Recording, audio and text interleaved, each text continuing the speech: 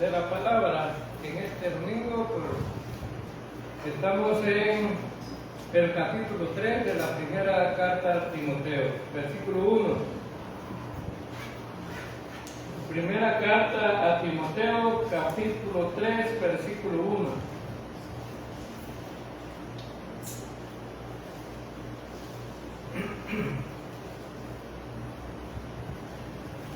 Palabra fiel: si alguno anhela obispado, buena obra desea. Pedimos la dirección del Espíritu Santo para poder predicar esta mañana. Estamos estudiando la primera carta a Timoteo. Esta carta fue dirigida a un pastor joven porque había necesidad en una iglesia de ordenar las cosas que no estaban bien. En la iglesia de Éfeso las cosas estaban saliéndose de control, como sucede a veces, ¿no? En algunas iglesias de repente están bien y después hay cierta disfunción, ¿no? de las cosas que estaban bien. Pablo le pide a Timoteo: quédate en Éfeso para que ordenes a los hermanos en las cosas que no están bien. ¿Y qué era lo que no estaba bien? Bueno, estaba predicando ese hermano. Estaban habiendo enseñanzas que no estaban bien, estaban erróneas. Y había que volver a alinear a los hermanos en el Evangelio. Porque ya no se estaba predicando el Evangelio, sino que estaban predicando cualquier cosa. Como sucede hoy día, en las redes sociales oímos predicaciones de cualquier cosa. Y también había que corregir a los falsos maestros. Habían predicadores dentro de la iglesia, pero había que corregirlos porque estaban enseñando mal. Nosotros hace 25 años estábamos bien mal. No estábamos alineados con la sana doctrina. Y en el año 2000, nos empezamos a predicar la sana doctrina, el Evangelio de la Gracia, y empezamos a enseñar diferentes tipos de doctrinas, de las doctrinas básicas que necesita saber un creyente. Casi se nos divide la iglesia. Por eso, porque habían escuchado herejías, o habían escuchado un evangelio que no era el evangelio correcto. La iglesia estaba siendo bombardeada por el evangelio más bien de la teología de la liberación. Había que poner mucha atención a eso, ¿no? La teología de la liberación es una teología que te anima a que te metas en conflictos de la sociedad, como conflictos armados, ¿no? Había que meterse en la guerra. Y esas eran las predicaciones en el año 2000,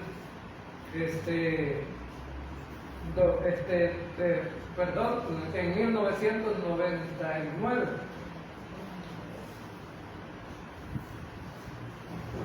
Entonces, necesitábamos corregir aquí en la iglesia, pero como solo habían escuchado aquello, no habían escuchado la sana doctrina, entonces hubo problemas.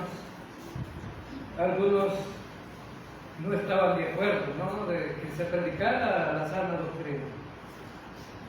Pero insistimos y empezaron a escuchar y se dieron cuenta de que pues el Evangelio de la Gracia es la mejor noticia que de un creyente haya podido escuchar.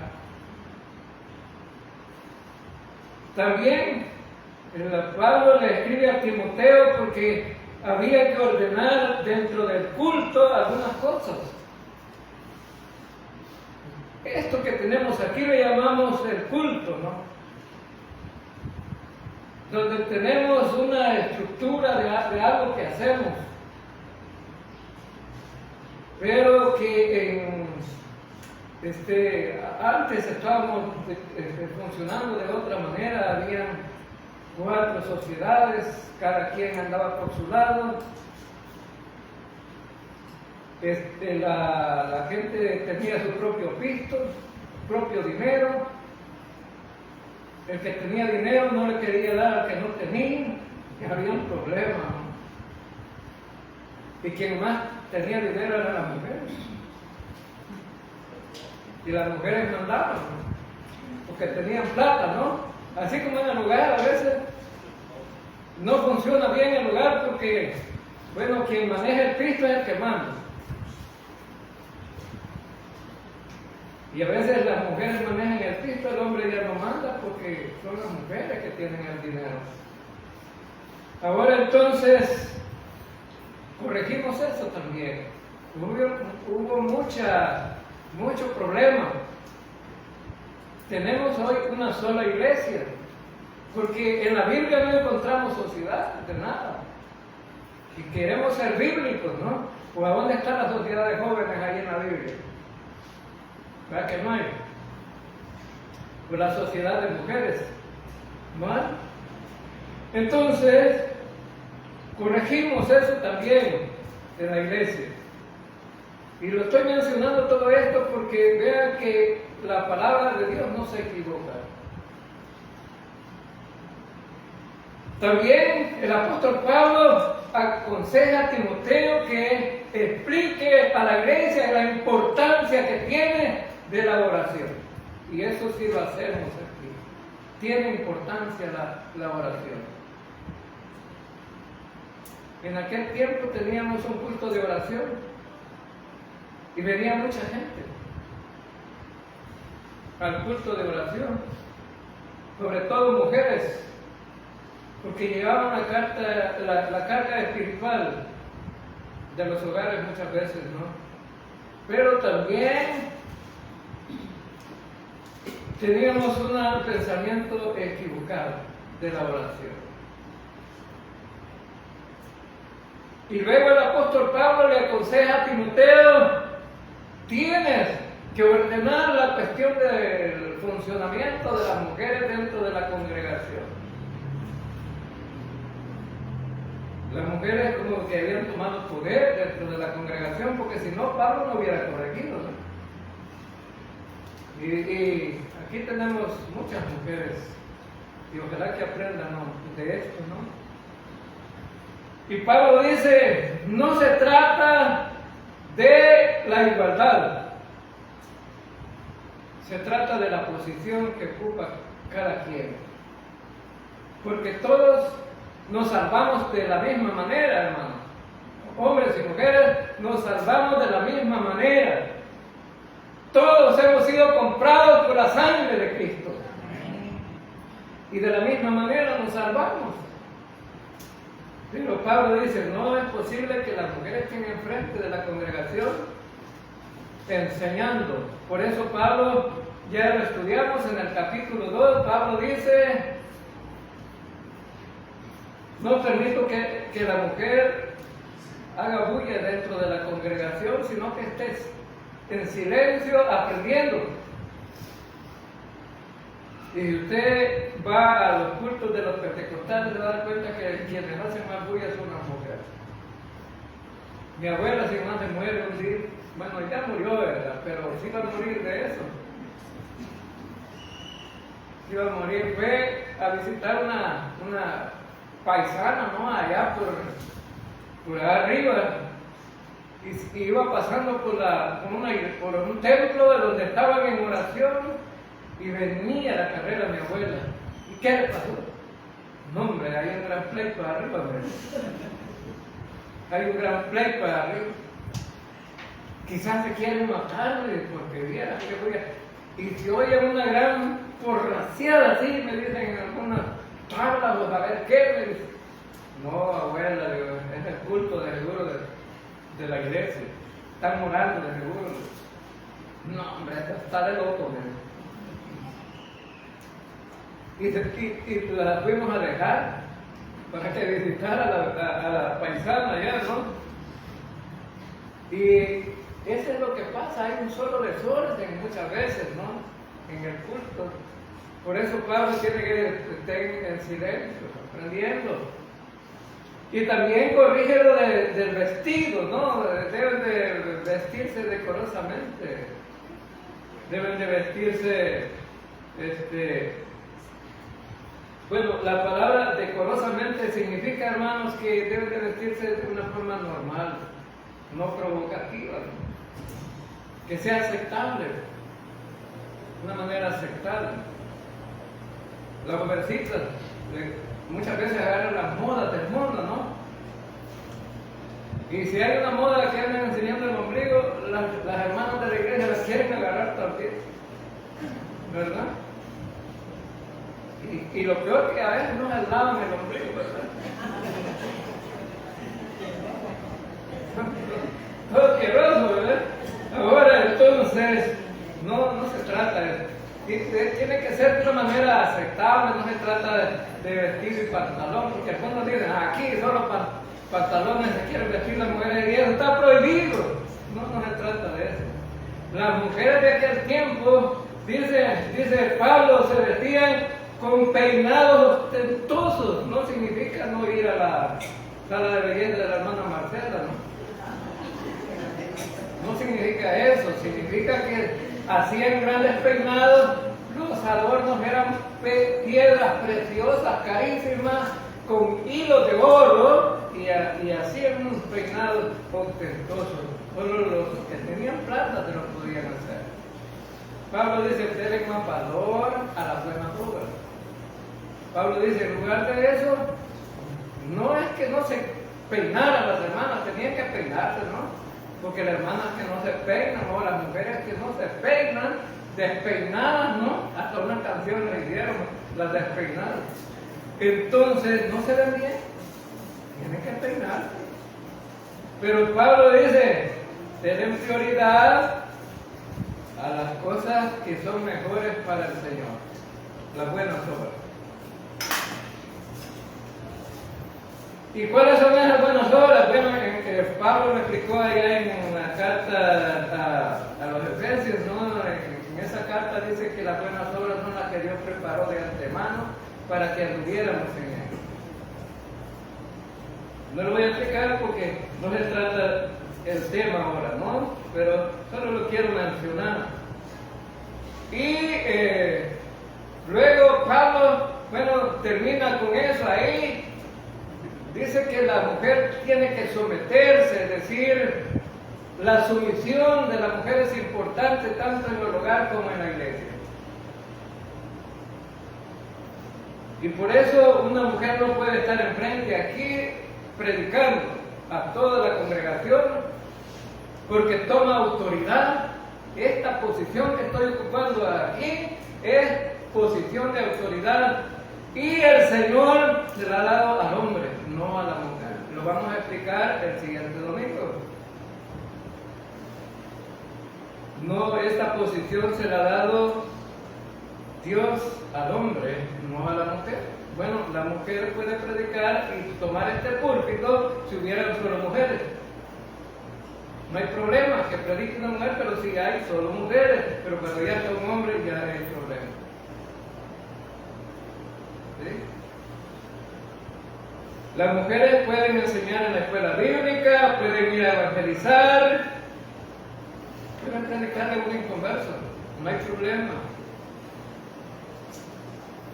Y ahora estamos un grupo de mujeres que van con nosotros, los que predicamos el evangelio, y qué bueno sería que aprendieran el mensaje, ¿no? Para que lo predicaran a ellas también y que fuéramos más los que evangelizaron.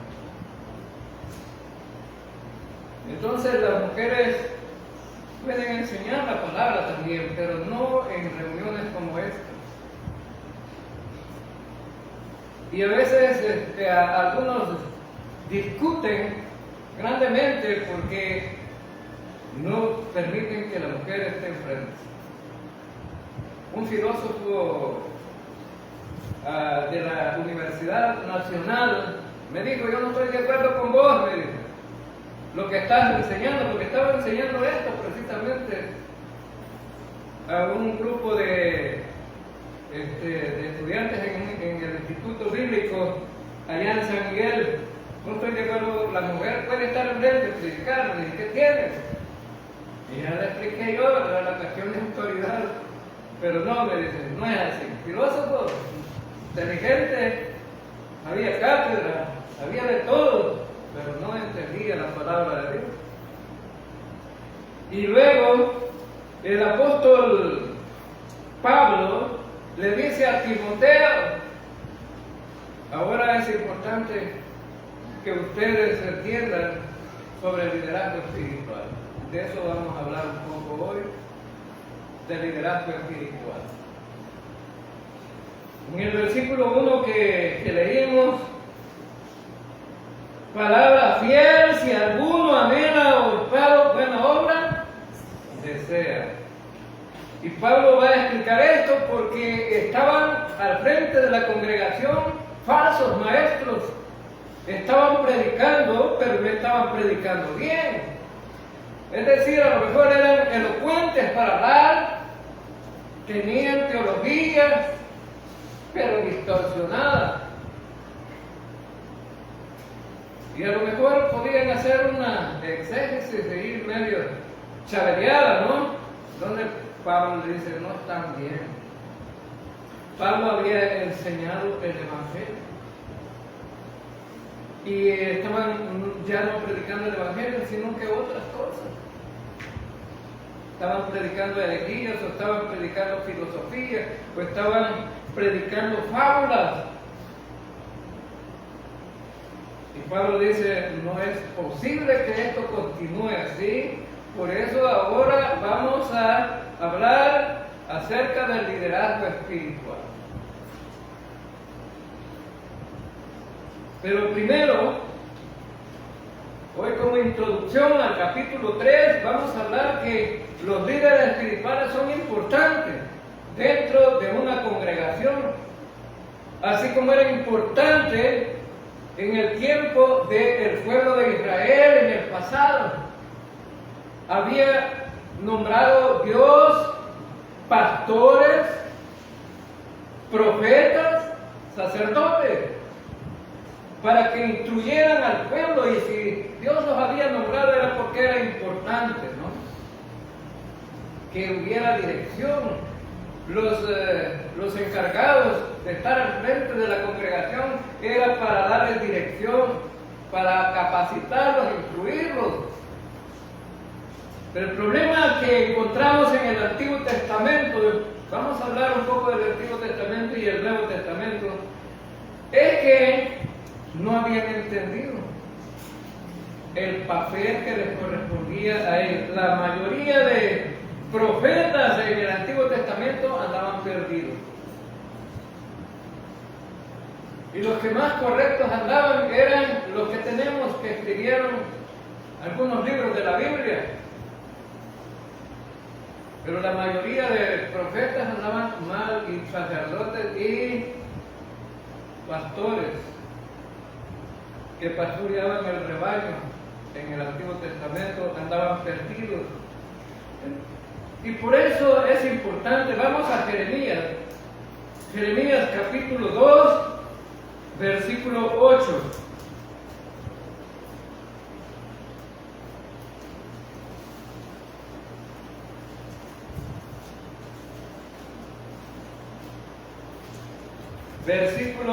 Capítulo 2, versículo 8 dice: los sacerdotes no dijeron: ¿dónde está Jehová? Y los que tenían la ley no me conocieron, y los pastores se rebelaron contra mí, y los profetas profetizaron en nombre de Baal, y anduvieron tras lo que no aprovechan. Esto lo escribió el profeta Jeremías, hablando acerca de este problema que se había establecido allá en el Antiguo Testamento, en los tiempos donde Dios decide disciplinar a Israel y a Judá. Porque en estos versículos, ¿qué es lo que hay? Una acusación a los sacerdotes, a los pastores y profetas que habían en Judá de no conocer a Dios. Hermano, eso es delicado. Imagínense que frente a ustedes está alguien que no conoce a Dios. ¿Qué le va a enseñar? Una vez le pregunto a un pastor, ¿verdad? A mí me gustaba estudiar, siempre me gustaba estudiar. Le pregunté al pastor, ¿qué va a predicar el próximo miércoles? Aquí casi siempre el estudio bíblico ha sido los miércoles. Y se lo pregunté un lunes, para darle una pasadita ahí, le iba a revisar la escritura. No sé todavía, me dicen que sea una mentirita, me dijo. Eso es delicado que lo diga un pastor, ¿no? Que va a predicar una mentira. Pero ha sucedido que se predica a la congregación mentira. Sí.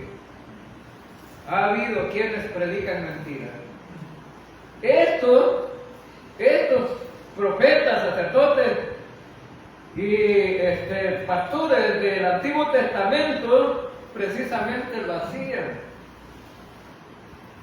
Ellos dicen, ¿dónde está Jehová? No sabían explicar. ¿Dónde está Jehová?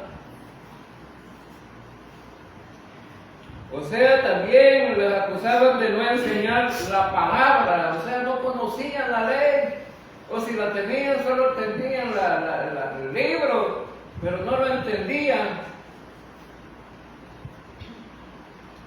De pecar contra Dios,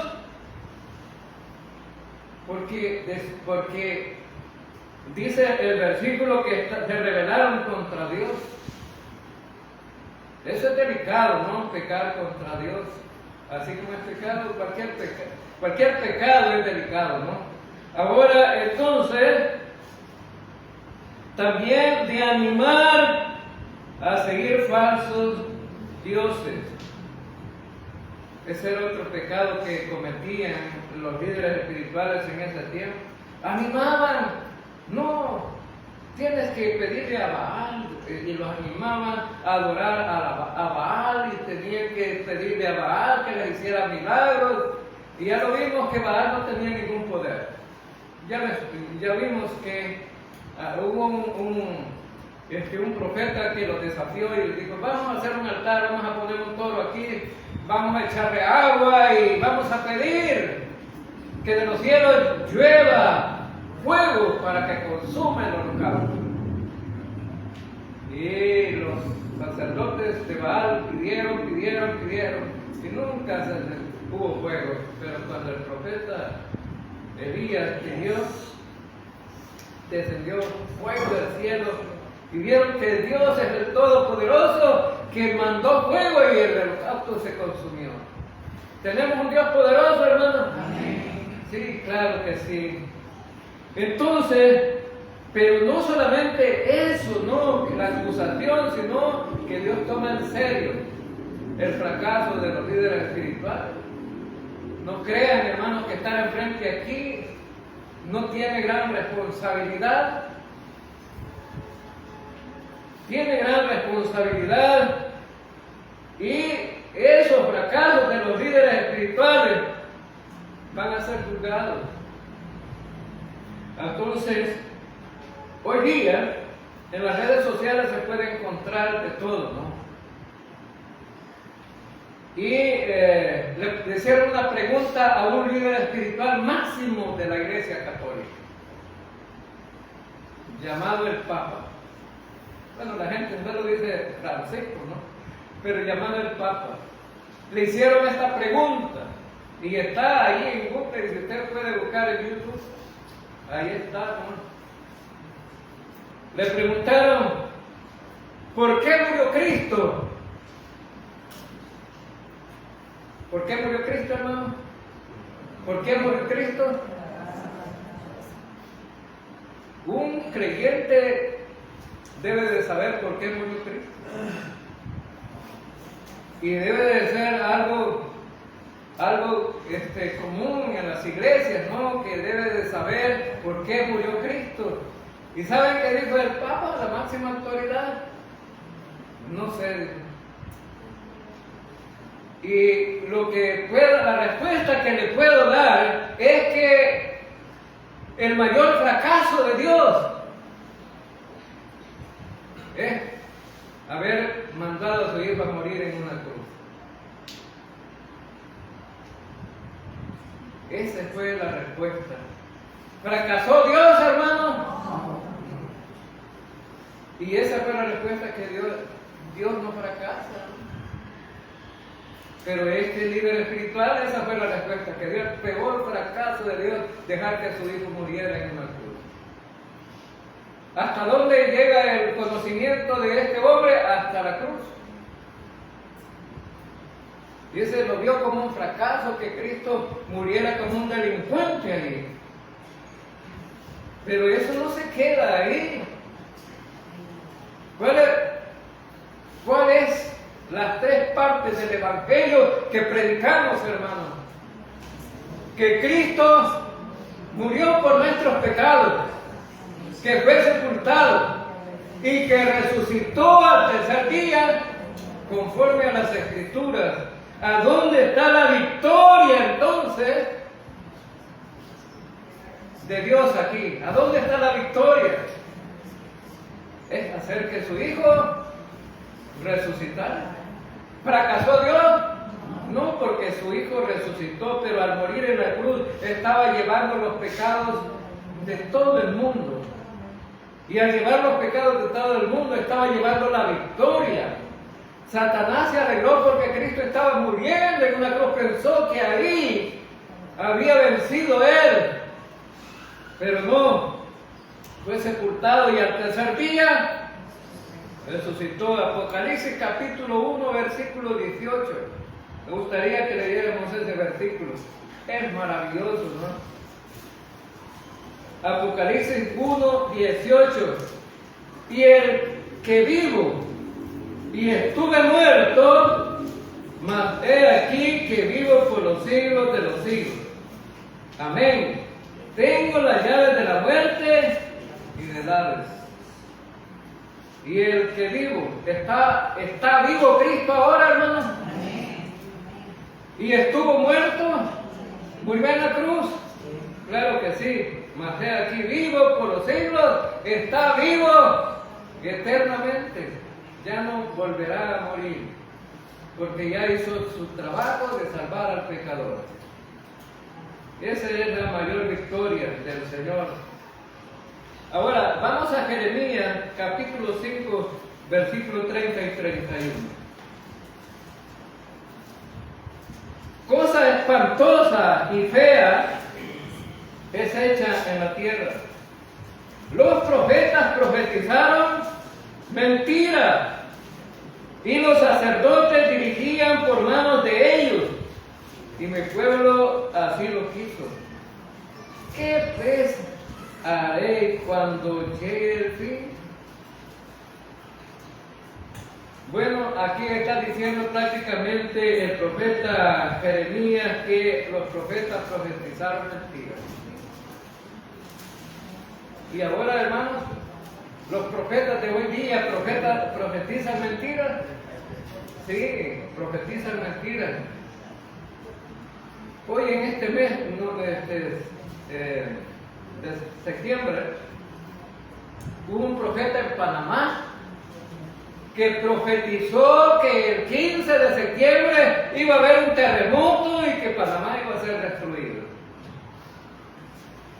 Ahora lo tienen enjuiciado. Unos abogados dijeron, no es posible que estos profetas, dice, o apóstoles estén asustando a la gente. Los vamos a sentar un precedente, lo vamos a denunciar, lo vamos a buscar para que no lo vuelva a hacer. No pasó nada, hermano. ¿Era una mentira? Se lo había inventado. Se lo había inventado. Ahora entonces, en este tiempo también hay falsos maestros, falsos profetas. La gente de Judá tuvo mucha gente que quería escuchar, y no lo que quería, no lo que deberían escuchar, sino lo que ellos querían. Es otro problema, que la congregación de dirección del pastor, el pueblo tenía poder y le decía al profeta, no nos prediques eso. Porque Jeremías, ¿por qué creen ustedes que solo preso pasaba Jeremías? Porque les decía la verdad. Por eso le dije al profeta, lloró a Jeremías, ¿no? Porque Jeremías casi solo preso pasaba. Y decía Jeremías, los va a venir un pueblo, los va a saquear y se los va a llevar para Babilonia, y ustedes no digamos eso. Decía el pueblo, ¿no? Decía sobre todo el rey, que decía, no prediquen eso, prediquen que estamos bien. Y resulta que el profeta era contrario a las ideas de ellos y lo metían preso por eso, pero predicaban mentiras, ¿no? Hoy en día se predica de esa manera también, lo que la gente quiere, claro que sí. Hay megas iglesias por eso. Nosotros no pasamos de los mismos aquí, ¿no? Una congregación pequeña, pero se está predicando la verdad. Y por eso nosotros vamos libro por libro, versículo por versículo, predicándole. No nos saltamos el contexto de los pasajes. ¿Y sabe qué? Hoy en día hay pastores que predican lo que la congregación quiere que prediquen, de acuerdo a la necesidad. Entonces, ellos están predicando mentiras hoy día. Si una congregación quiere que se les predique sobre el dinero, entonces hay un evangelio de la prosperidad que está siendo predicado y la gente está contenta. Vamos a tener dinero, casa nueva, vamos a tener carro nuevo, ya no nos vamos a enfermar, no vamos a ir a los hospitales. La mentira del diablo, hermano. Levanten la mano los que no tienen alguna enfermedad aquí. ¿Sí? Todos tenemos algo. Desde los más jóvenes hasta los más ancianos, ¿no? Tenemos algo. ¿De qué? Entonces, si ellos querían oír sobre dice, no me gusta la congregación aquí en la iglesia bautista de Maús porque bueno, de la palabra de Dios, nosotros no nos vamos contentos, ¿no? Debían predicar algo que nos anime. Quieren un predicador psicológico. Ahí en el mundo hay de esos predicadores, ¿no? Dante Gebel es uno de ellos, ¿no? Que a todas horas haciendo reír a la gente falta. Y por eso lo critican, pero él dice, bueno, yo voy a predicar como yo quiera, siempre. Yo creo que estoy correcto, ¿no? Ahora entonces, tiene que buscar un psicólogo para que los alegre, ¿no? Pues la palabra de Dios no es para alegrar con chiste a la vez, ¿no? Hay algo que la palabra de Dios nos anima, hermano. Mucho. No, de que me da gozo el día viernes que estuvimos en el culto de la oración, cuando las hermanas dieron testimonio que el Señor nos había sanado. Eso da gozo, hermano. Anima a los demás. Da gozo, anima. Y cuando también se dice que estoy confiado porque la salvación es eterna, no voy a perecer más, estoy seguro que voy para a la presencia del Señor si llegara a morir, y allá me voy a gozar estando en su presencia. Y un día vamos a volver a la nueva tierra y la nueva Jerusalén, ¿no? Y vamos a gozarnos ahí. Amén, hermano. Amén. ¿Les da gozo eso? Amén. Y si no les da gozo eso, no hay cuándo ya. No hay cuándo ya. Porque resulta que antes en esta iglesia predicábamos que la salvación se pierde y que no era eterna. Y yo traté de sacar del error a un pastor que estuvo aquí en esta iglesia. Fue imposible, con otros hermanos, le predicamos al hermanito. A la 1 de la mañana me acosté yo explicándole. Ayer lo hospedé en la casa y le explicándole, no hermano, la salvación se pierde.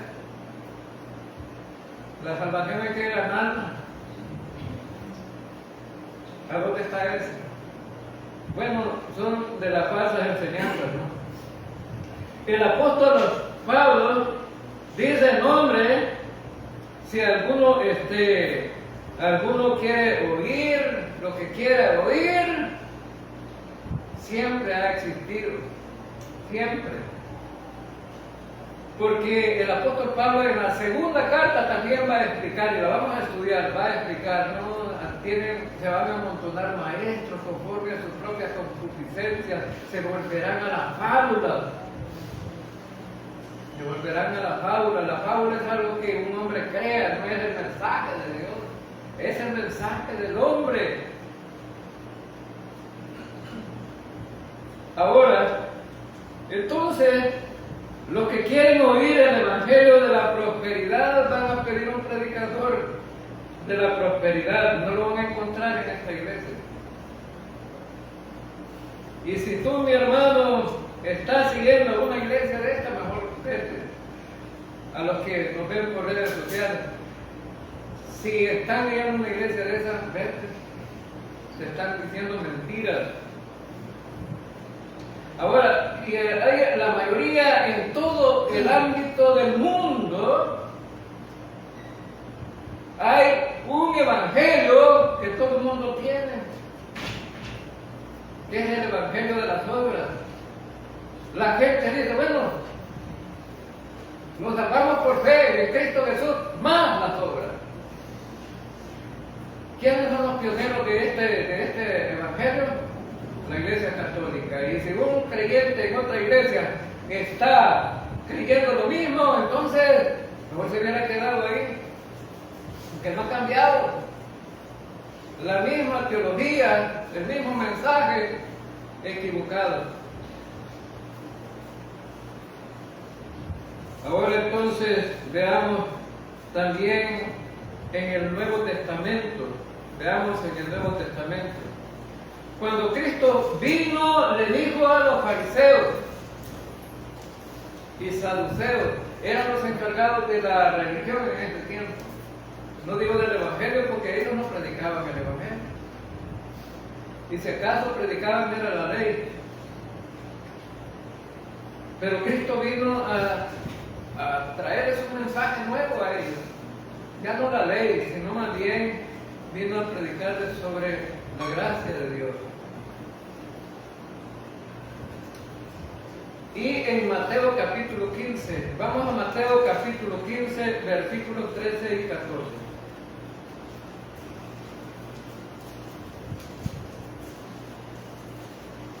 Pero respondiendo él dijo, toda planta que no plantó mi Padre Celestial será desarraigada. Dejadlos, son ciegos, guías de ciegos. Y si el ciego guiare al ciego, ambos caerán en el hoyo. Ahora, hermanos, entonces, ¿qué es lo que dice? En primer lugar, Jesucristo dice que este tipo de gente no la plantó Dios. Está haciendo una metáfora de sembrar, ¿no? De plantar. Como cuando se siembra la semilla, ¿no? Y nace una planta. Dice, toda planta que no plantó mi Padre Celestial será ¿qué será? Será desarraigada, arrancada, pues. No dará su fruto. Será arrancada. Y dice el Señor, dejad los ciegos guías de ciegos. Y si el ciego guiare al ciego, ambos caerán. Y el pastor está enseñando mal, el que oye también andará mal. Andará mal. Si el pastor está equivocado en la doctrina, el oyente, seguidor del pastor, también estará equivocado. Ambos van a quedar en el mismo problema. Y Jesús le estaba hablando a gente que no era salva, ¿no? Que estaban encargados de la congregación, pero no eran salvos. El hecho de que sean arrancados, eso significa que no eran salvos. Ahora, y lo vamos a ver en otro versículo más adelante. Entonces, en Mateo capítulo 15, versículos 13 y 14, dice que hay muchos líderes espirituales que guían a la gente y la hacen caer en el hoyo espiritual. De la doctrina, no están bien, de eso hay mucho hoy día. Un guía espiritual es importante frente a la congregación, pero si está mal, hay un serio problema, ¿no? Por eso decimos en esta iglesia, en las predicaciones, que muchos pastores desfilarán delante y la congregación detrás. ¿Para dónde, hermano? Para el infierno. Porque ambos caerán en el hoyo. Y ya lo vamos a ver, según este contexto, ya lo vamos a ver. Vamos a Mateo 23, ahí mismo en Mateo 23, 13 y 14.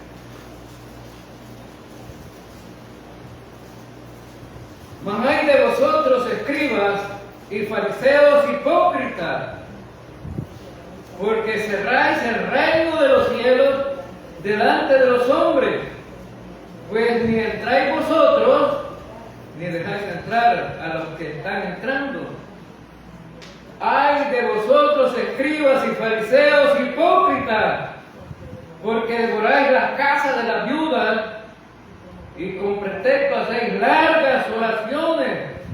Por esto recibiréis mayor condenación. Ahora, hermanos, estos fariseos y estos estaban siendo tan hipócritas que a través de sus vidas mostraban santidad con la forma de su vestido y sus oraciones, y hacían todo parecer como que era lo mejor que había. Se vestían bien, andaban grandes flecos en sus mantos, usaban la palabra de Dios en sus brazos, en su frente, y hacían aparentar que ellos eran lo máximo que había. Pero el Señor los acusa aquí, dice que no están dejando entrar a la gente al reino. No están dejando entrar a la gente al reino. ¿Hay de eso hoy en este tiempo, hermano? Claro que sí. A nosotros nos pasó allí en Altos del Llano, ¿no? Estábamos entusiasmados con dos señoras ahí que querían oír el Evangelio. Querían oír más de la salvación. Ellas nos manifestaron que habían creído, ¿no?, en Jesucristo como su Salvador. Y estuvimos ahí como unas tres sesiones que estuvimos ahí, 3 martes. Nos fuimos, ¿no?, a enseñar, pero el cuarto, ahí había un grupo de católicos haciéndole una reunión, hicieron una reunión ahí y estaban predicando. Y nosotros llegamos y ya estaba la reunión. ¿Nosotros qué le estábamos predicando, hermano? El Evangelio. Ellos que le estaban predicando tenían una imagen ahí con unas velitas ¿Qué le estaban predicando? Pura religión. Ahora, nosotros queríamos que esta gente entrara al reino de Dios, pero ellos, ¿qué estaban haciendo? Deteniéndola. Y les digo a las hermanas, ya no vayamos, porque este ya es pleito, no se pierda. Y es pleito que quieren hacer. Ahora, los religiosos no tratan de hacer que usted no predique el Evangelio y quieren hacer que la gente se pierda, no que se salve. Pero hay de ellos. ¿Qué dice la final del versículo 14 aquí? Por esto recibiréis mayor condenación. Por aquellos que detengan a la gente que se salve. Entonces, Jesús no solamente les reprocha, sino que también les recrimina y les dice: a ustedes les va a ir peor por todo lo que están haciendo. Entonces, veamos ahí el versículo 33 de Mateo 23. Mateo 23, versículo 33. Serpientes, generación de víboras, ¿cómo escaparéis de la condenación del infierno? ¿Quiénes van al infierno, hermanos? ¿Los salvos o los condenados? Van al infierno los que no los salvan. Ahora, ¿a dónde los está mandando Jesucristo? A estos fariseos hipócritas los está mandando al infierno. Mayor es la condenación en el infierno por no ser verdaderos líderes espirituales, sino hijos del diablo. Mayor es la condenación. Significa, hermanos, que algunos serán condenados, tendrán castigos, pero estos tendrán un mayor castigo. Y ya estar en el infierno es un castigo, pues. Pero imagínense que le digan: vas a estar en el infierno, pero vas a ser mayor castigado que los otros, que no tienen culpa de haberse condenado, sino porque ustedes no les explicaron el Evangelio. Va a haber mayor condenación. Qué tremendo, ¿no?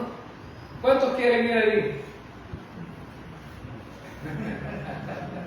¿Cuántos quieren ir ahí? Va a estar bonito. Como dicen algunos, ¿verdad? En conversos, no, yo al infierno voy a ir. Allí en el cielo va a estar muy aburrido. ¿Sí? Solo van a cantar aleluya, aleluya, aleluya, aleluya. Y orando y orando y orando. Y eso es triste desde la gente, ¿no? Lo ven como algo triste, ¿no? Mejor, dijo un guardia que estuvo aquí en este pueblo, un guardia nacional, ¿no? Que estuvo aquí en este pueblo, y dijo: yo no quiero ir al cielo, sino al infierno, a relajear con los diablos allá.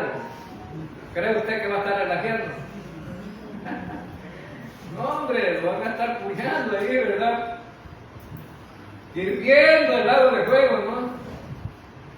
Ahora entonces, es importante, hermanos, es importante el líder espiritual dentro de la iglesia, pero hay que fijarse bien. Por eso Pablo dice: vamos entonces a enseñar cómo tiene que ser el líder espiritual en una iglesia. Porque allí en la iglesia de Éfeso habían predicadores, pero no se trataba solo de predicar, sino qué predicas y cómo conduces al rebaño. Aquí le damos gracias a Dios que hemos entendido acerca de la sana doctrina y queremos que nadie se pierda, sino que todos sean salvos y vayan a la presencia del Señor a disfrutar de las grandes bendiciones del Señor y que no lleguen a ese lugar de tormento, ¿no? ¿Vamos salvos todos aquí? Porque esa es la garantía de poder estar allá, en la presencia del Señor, ser salvo. Ahora, entonces, vamos a hablar que el primer líder espiritual que nosotros tenemos, hermanos, es nuestro Señor Jesucristo. Amén. Es el primer líder espiritual que tenemos. Vamos a Efesios capítulo 1, versículos 22 y 23.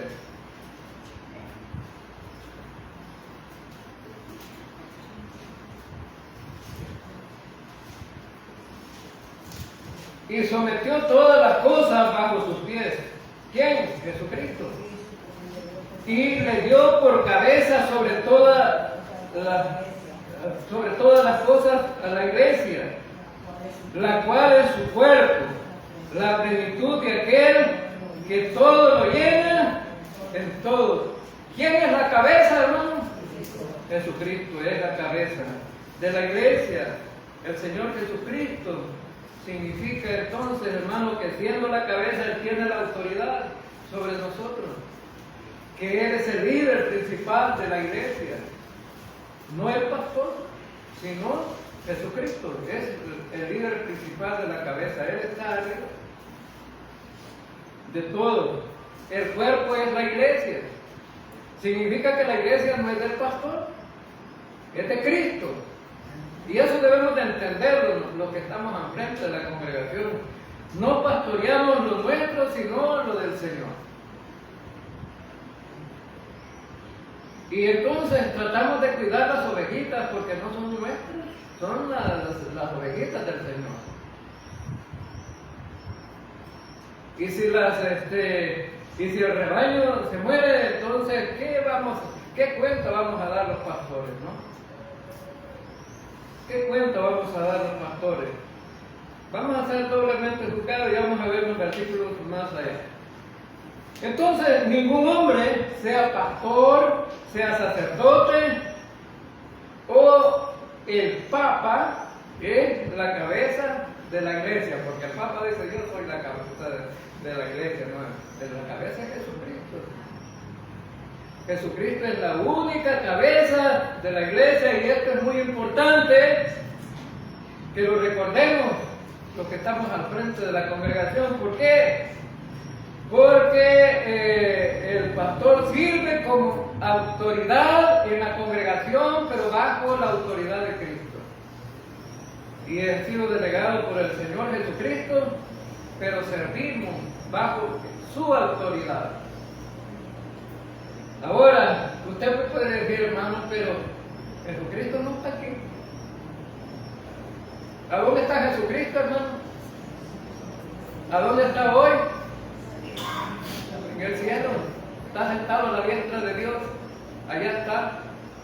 Y usted me puede preguntar: ¿y cómo es que gobierna Jesucristo? ¿Cómo es que Él toma la dirección de Jesucristo? Bueno, Él lo hace a través del Espíritu Santo y lo hace a través de su palabra, la palabra que tenemos ahí. Esa palabra es quien nos guía, nos da dirección. Lámpara es a mis pies, palabra y lumbrera a mi camino. De esas dos maneras, el Espíritu Santo es el maestro de maestros que nos enseña, nos capacita, nos instruye. Yo les enseñaré la verdad a través del Espíritu Santo, dijo Jesucristo, ¿no? Ahora, debemos de tomar en cuenta que tenemos que enseñar lo que Cristo quiere que enseñemos, no otra cosa. No otra cosa. Tenemos que enseñar a la gente lo que Cristo dijo que debíamos de enseñar, porque es su iglesia. Ahora, veamos entonces, en 1 Timoteo 3, 1, dice: palabra fiel, si alguno ameno o obispado, buena obra desea. Entonces, tanto aquí en Chapeltique como en el mundo, habrán muchos que a lo mejor desearán ser pastores. Desearán ser pastores. Y el versículo empieza diciendo palabra fiel. Palabra fiel. ¿A dónde ya estudiamos en esta carta? ¿A dónde usó Pablo esta palabra también? Palabra fiel. y digna de ser recibida por todos. ¿A dónde fue? Capítulo 1, versículo 15. Palabra fiel y digna de ser recibida por todos. Le está dando la importancia que tiene, ¿no? El contenido del mensaje. Palabra fiel. Ahora, es importante lo que va a explicar en el capítulo 3, es importante. Y digna, en el capítulo 1, versículo 15, habla que es importante que esa palabra fiel para la salvación de todo el pecador. Pablo dijo, palabra fiel y digna de ser recibida por todos, porque Cristo vino al mundo a salvar al pecador, de los cuales yo fui el primero. Fue a través de Cristo, a través del Evangelio, ese mensaje de salvación, el cual tiene suma importancia, por eso es fiel y digno de ser recibido. Si una persona no ha recibido el Evangelio, es digno de recibirlo, porque es un mensaje que no le va a llevar a lo peor, sino a lo mejor. Estamos en lo peor al no ser salvos, pero al salvarnos, al traer el Evangelio, vamos a lo mejor. Yo no sé cómo la gente, cuando se le explica el Evangelio, llega a la determinación que es lo mejor que ha oído, pero cuando le preguntamos, ¿quiere usted creer en ese mensaje? La gente dice, por ahorita no. Entonces, es mentira, ¿no? Que es digno para ellos. Ahora, entonces, si alguno anhela obispado, buena obra, deseas. Ser pastor no es ser cualquier cosa. Y no le estoy hablando de la importancia que tiene estar aquí en una posición, sino bien de la responsabilidad que tiene el que está enfrente. La responsabilidad que tiene el que está enfrente, porque se compromete con Dios y se compromete con el rebaño. Un buen pastor va a cuidar el rebaño, va a cuidar las ovejitas. Y de aquí en adelante, este que está aquí va a andar con un callado, una vara. ¿Y para qué quiere la vara, hermano? Para quebrarle la pata de atrás. A los rebeldes, a los que no son, a aquellos que no son muy obedientes. Sí, en el Antiguo Testamento el pastor sabe qué hacía. Agarraba el callado para la ovejita que son desobedientes, agarraba el callado, le quebraba una pata y luego la cargaba, la ponía al lado de él y la estaba alimentando. Le curaba la herida de la pata hasta que estaba sano. Luego la ovejita ya no se iba, allí se permanecía junto con el pastor, aunque estuviera bueno, aunque estuviera sano. Entonces necesitamos, no, los pastores también tener ovejitas de esas obedientes, ¿no? Pero el trabajo del pastor no es fácil porque hay rebeldes también. Y algunos que como que no fueran ovejitas, sino como machos cabríos, ¿no? Como machos cabríos. Entonces, hermanos, vamos a concluir con dos cosas. Uno, ¿no? Que hay tres nombres empleados para la palabra pastor. Pastor, que significa alimentar, cuidar el rebaño. Y otra es anciano, que significa tener madurez. Un pastor debe de tener madurez. Y no se trata de los años que tiene el pastor, sino cuánto ha crecido espiritualmente. Porque puede ver un pastor joven también, ¿no? En edad. Pero si tiene que haber madurado. En el Evangelio, Timoteo era un pastor joven. Y Pablo le aconseja, ¿no?, a Timoteo, que Dios nos ha dado un espíritu de cobardía, sino de poder, de amor y dominio propio. Timoteo, tienes que estar enfrente de la congregación y tienes que hacerte ver con lo que sabe y madurar y aconsejar aún hasta los más mayores, ¿no? Hubo un hermano aquí ya anciano, me dijo un día, me reclamó, me dijo, hermano, me dijo, tu esposa me regañó, me dijo. ¿Y qué le dijo? Dejen de estar yendo a otras iglesias. Está bueno, le dije. Que le haya dicho eso, porque agarrar maño va por otro lado. Uy, chica, me está regañando usted también, me dijo. Es que está correcto, hermano, le dije. Entonces, y siempre andaba contando, hermano, que lo habíamos regañado, ¿no? Siempre andaba contando, pero era un hermano bueno, ¿no? Que un hermano sano, lo único que le impactaba muchas veces las exhortaciones, pero era bueno creyente, ¿no? Que es por no decirle no a los otros creyentes, ¿no? Iba a los cultos, ¿no? Pero, también ser maduro y por otro, ser un buen administrador, y la palabra es presbítero, administrador. Es decir, ser alimentar el rebaño, ser maduro en la fe y administrar al rebaño. Tiene mucha importancia eso, ¿no? Así que, hermanos, este es lo que encontramos tanto en el Antiguo Testamento como en el Nuevo Testamento. También ha habido malos pastores. Pero el Señor desea que frente a la congregación haya buenos pastores también, que dirijan bien el rebaño. Y necesitamos alimentar bien el rebaño con la palabra de Dios. Por eso Pedro dijo que había que desear como niños recién nacidos la leche espiritual no adulterada. Tenemos que predicarle la palabra no adulterada. Como la crema que venden hoy, pero eso no es crema.